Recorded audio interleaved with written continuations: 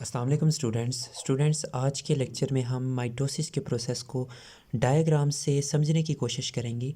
तो अभी यहाँ पे मैं एक ऐसे सेल की एग्जांपल लेता हूँ जिसके अंदर 4 क्रोमोसोम है। यहाँ पे आपको नज़र आ रहा है ये एक सेल है, इसका ये न्यूक्लियस है और न्यूक्लियस के अंदर आपको 4 पिंक कलर के क्रोमोसोम नज़र आ रहे हैं। या इस स्टेज पे जब इसके अंदर माइटोसिस का प्रोसेस स्टार्ट नहीं हुआ होता, हम उन क्रोमोसोम को क्रोमोसोम तो नहीं कहते बल्कि हम उनको कहते हैं क्रोमाटिन फाइबर्स। ठीक है, तो यहाँ पे 4 क्रोमाटिन फाइबर्स हैं।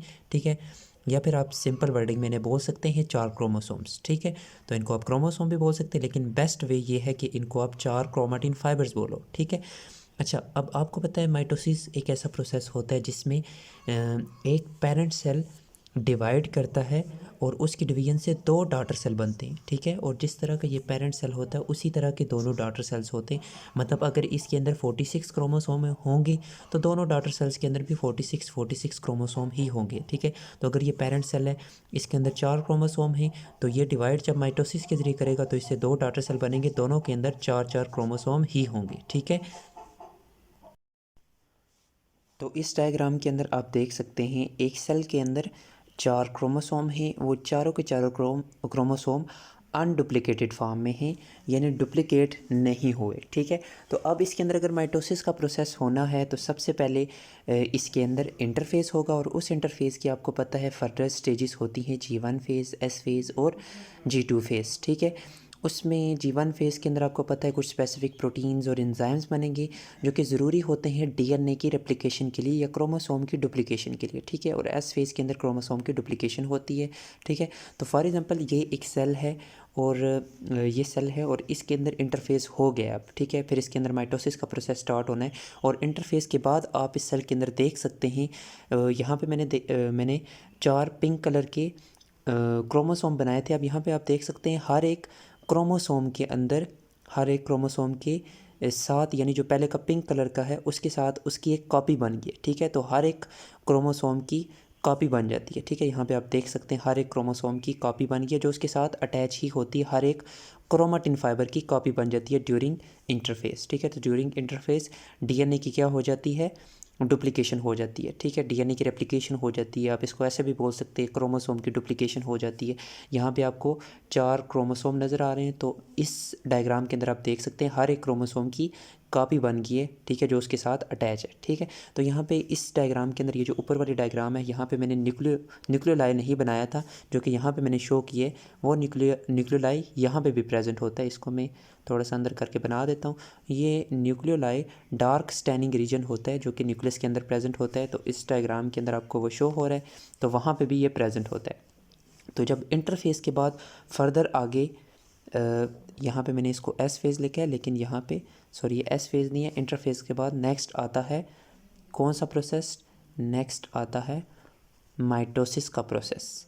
और इस माइटोसिस का जो सबसे पहला फ़ेज़ होता है वो होता है प्रोफेज़। और प्रोफेज़ में आपको पता है जो न्यूक्लियर मेम्ब्रेन होती है वो डिसइंटीग्रेट होती है। इसके बाद जो न्यूक्लियोलाई होता है वो डिसअपीयर होता है और जो जेनेटिक मटेरियल होता है यानी जो क्रोमोसोम होते हैं वो क्रोमोसोम या जो क्रोमाटिन फाइबर्स होते हैं वो कन्वर्ट होते हैं क्रोमोसोम में। ठीक है, क्रोमाटिन की कंडेंसेशन होती है और वो क्रोमाटिन क्रोमोसोम में कन्वर्ट होते हैं। अब हम उन्हें क्रोमोसोम बोलते हैं। और आप यहाँ पे देख सकते हैं हर एक क्रोमोसोम के अंदर आपको, हर एक क्रोमोसोम के अंदर 2 आर्म्स आपको नज़र आ रही हैं। एक जो मैंने डिफ्रेंशिएट करने के लिए एक को मैंने पिंक में बनाया यानी ये ओल्ड वाला जेनेटिक मटेरियल है इसके अंदर, और एक को मैंने ऑरेंज में बनाया यानी कि इसके अंदर न्यू वाला जेनेटिक मटेरियल है जो कि इंटरफेस के दौरान बनता है। ठीक है, तो हर एक क्रोमोसोम की 2 आर्म्स आपको नज़र आ रही हैं और इन दोनों आर्म्स को हम कहते हैं सिस्टर क्रोमाटिड। ठीक है, तो during prophase nuclear membrane disintegrate, nuclear membrane टूटती है, न्यूक्लियोलाई डिसअपीयर होता है और ये जो जेनेटिक मटेरियल होता है या जो क्रोमाटिन फाइबर्स होते हैं वो कंडेंस होते हैं किस में, क्रोमोसोम में।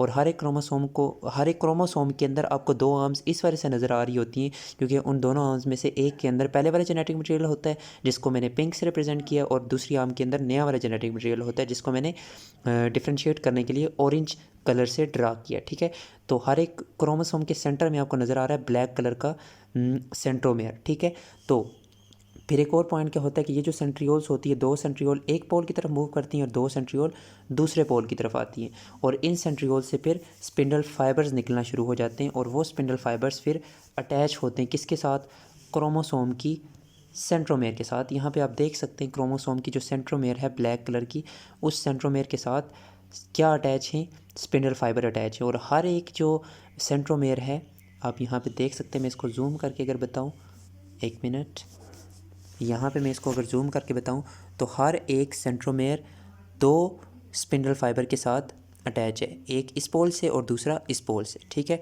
तो ये होता है प्रोफेज़ के अंदर। प्रोफेज़ के मेन इवेंट, इनको मैं दोबारा से एक दफ़ा रिवाइज करता हूँ। During prophase nuclear membrane disintegrate, nucleoli disappear, chromatin fibre condense into chromosome, centrioles moves toward opposite pole, spindle fibre start arising from centrioles. और इन ये जो सेंट्रियोल्स होती हैं, इनसे जो स्पिंडल फाइबर्स निकलते हैं वो स्पिंडल फाइबर्स अटैच होते हैं सेंट्रोमेयर के साथ। Spindle fibres attach with centromere of chromosome, ठीक है। तो ये सारे इवेंट्स होते हैं प्रोफेज़ के अंदर, ठीक है। तो इसके बाद नेक्स्ट आता है मेटाफेज़। और मेटाफेज़ में क्या किया जाता है, इन स्पिंडल फाइबर्स की मदद से, due to movement of spindle fibres की मूवमेंट की मदद से chromosome are aligned in the equator of cell. Chromosome को सेल के सेंटर में, सेल के इक्वेटर में अरेंज करवाया जाता है। Chromosomes, individual chromosomes are arranged in the equator of sales.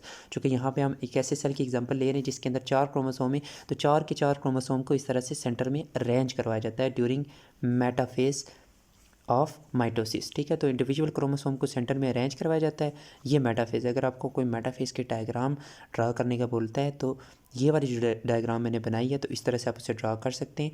Individual chromosome centre में अरेंज हो चुके हैं, ठीक है। तो ये वाली सेंट्रियोल्स हैं, और ये सेंट्रियोल्स और स्पिंडल फाइबर्स, इन सब को मिला के ना हम माइटोटिक अपरेटस कहते हैं। ये जो मैंने ब्लैक कलर की लाइनें बनाई हैं, ये बेसिकली स्पिंडल फाइबर्स हैं। नेक्स्ट इसके बाद आता है एनाफेज।